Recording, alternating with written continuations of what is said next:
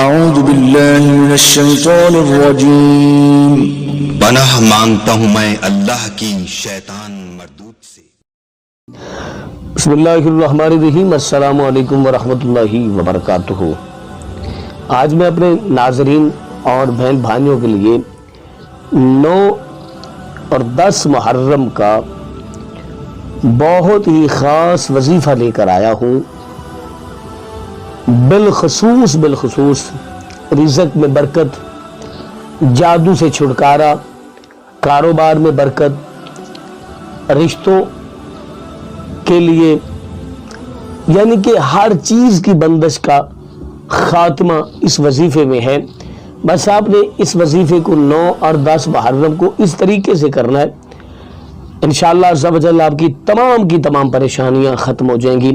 لیکن اس سے پہلے گزارش ہے کہ اگر آپ نے ابھی تک ہمارا چینل سبسکرائب نہیں کیا تو ہمارے اس چینل کو کریں سبسکرائب اور بیل آئیکن کو دبائیں تاکہ اس طرح کی لیٹسٹ اور نئی ویڈیو آپ تک بآسانی پہنچ سکے۔ محرم الشریف سال کا پہلا مہینہ، حدیث مبارکہ میں ہے کہ رمضان کے روزوں کے بعد ماہ محرم کے نفلی روزے سب سے افضل ہیں۔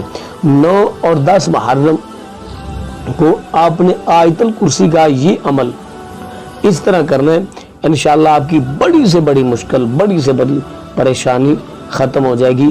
اگر کوئی کام رکا ہوا ہے تو اس کی نیت کر کے کریں۔ کوئی شخص چاہتا ہے کہ اس کے بچوں کی شادی ہو جائے لیکن اس کے پاس پیسے نہیں، وہ یہ عمل کرے۔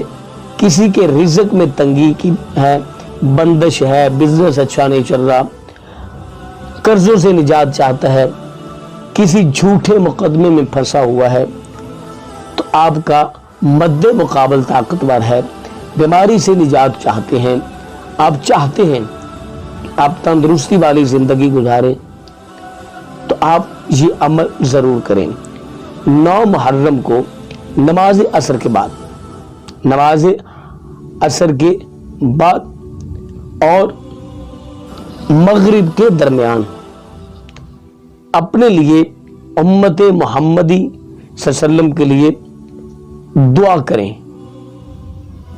یہ قبولیت کا وقت ہے تو آپ نے اول آخر درود پاک پڑھنا ہے نماز عصر کے بعد اور مغرب کے درمیان 21 مرتبہ آیت الکرسی پڑھنی ہے، 31 مرتبہ یا 33 مرتبہ اس کو پڑھنا ہے۔ جتنا گڑ ہوگا اتنا میٹھا ہوگا۔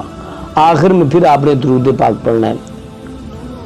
انشاءاللہ عز و جل اللہ آپ کی تمام مرادیں پوری فرمائے گا، آپ کی تمام حسرتیں پوری فرمائے گا، تمام خواہشیں پوری فرمائے گا۔ اور اس کے بعد آپ نے دعا کرنی ہے اپنے لیے، اپنے اہل و عیال کے لیے، اپنے عزیز و اقارب کے لیے، اپنے بہن بھائیوں کے لیے۔ انشاءاللہ عز و جل آپ پھر خود دیکھیں گے، آپ خود اپنی آنکھوں سے دیکھیں گے اس کا کمال، اس کا رزلٹ آپ کے سامنے ہوگا۔ تو امید ہے کہ آج کی ہماری ویڈیو آپ کو اچھی لگی ہوگی۔ آپ اپنا بہت سارا خیال رکھیے گا۔ اللہ